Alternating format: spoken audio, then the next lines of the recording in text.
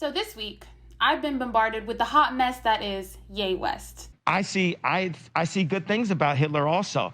The Jew, I love everyone. I'm done with the classifications. Every human being has something of value that they brought to the table, especially Hitler. In between showing his friends lewd pictures of his ex-wife and playing footsies with known Nazi apologist Nick Fuentes. Crow stuff, who cares? Oh, to drink out of a different water fountain, big fucking deal. Oh no, they had to go to a different school. Their water fountain in that famous picture. 24 hours a day, every day for 5 years. How long would it take you to make $6 million? I don't know. It certainly wouldn't be 5 years, right? The math doesn't seem to add up there. The math doesn't quite seem to add up there. I don't think you'd result in $6 million, maybe 200 to 300,000. Ye has been on a Nazi press tour, making an absolute buffoon out of himself in the media. Sorry, being that her name is no longer West and my name is now only Ye, if we were ever to be together again, what would our name be?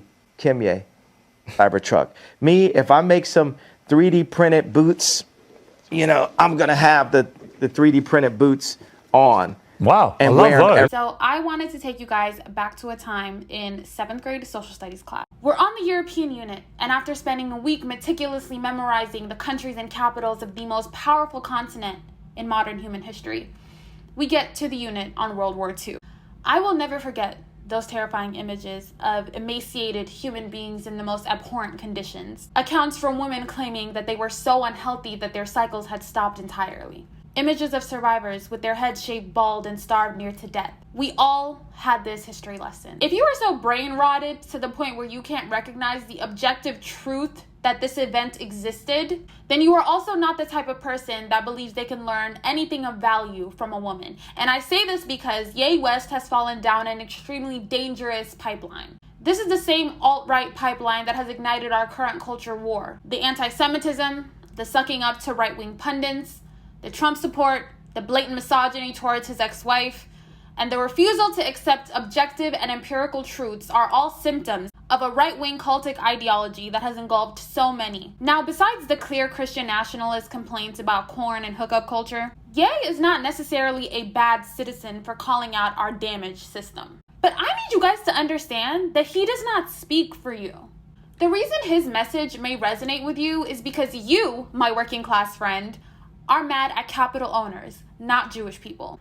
The evil people at the top that are keeping you poor and uneducated are not the people of Israel. They are the people on the Forbes 400 list.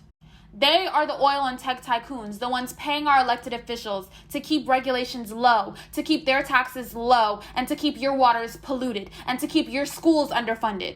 They are the ones paying our politicians to make their lives easier and our lives harder.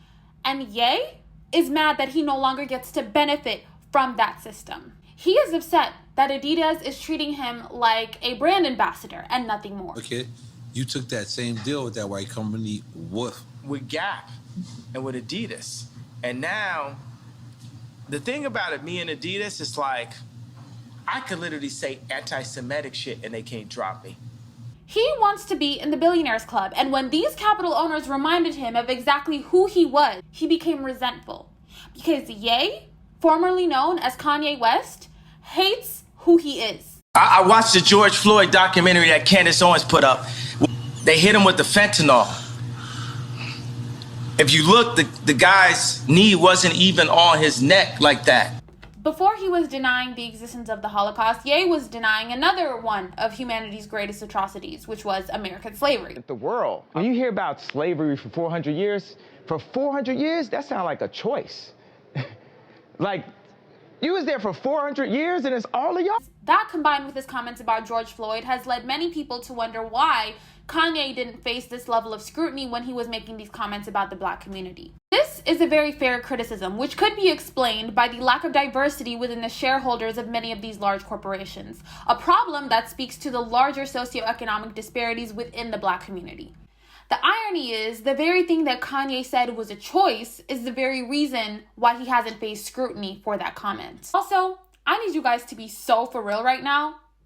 Who streamed Donda 3 years after he made those comments? Ye West has always had these delusions of grandeur, a symptom of his mental illness. I am so disappointed that I cannot see me perform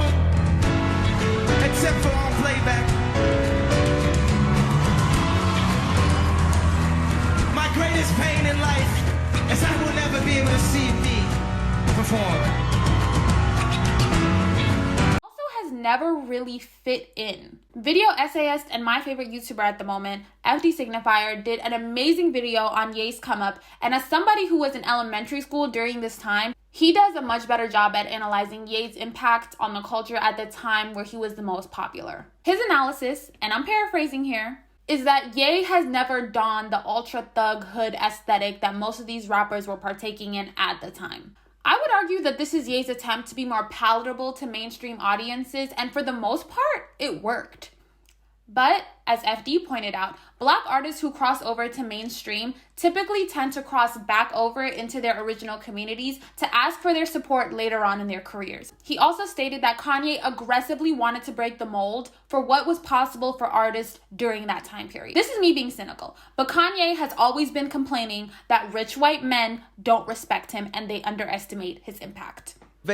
I do an interview in New York Times the next year to say, hey, I did this and I want to let you know I did it, right? Yep. And then it doesn't get mentioned in the interview. And a week later, what we're seeing now, in my opinion, is the result of this feeling of inferiority really peaking. Wait a second.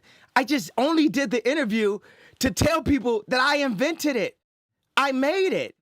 I am not going to sit here and attempt to decipher the imaginary hidden message embedded within the ramblings of a mentally ill narcissist. Also, judging from the tactless ways that he articulates his hatred, in contrast to his equally fascist counterparts who code their hatred in innuendos and dog whistles, there is no hidden message. The silver lining to all of this nonsense is that it is exactly that, nonsense. There is no fathomable way that Ye will ever have the respect, impact, or capital that he once had. Fortunately, allegiance to Hitler is the scarlet letter of the Western world.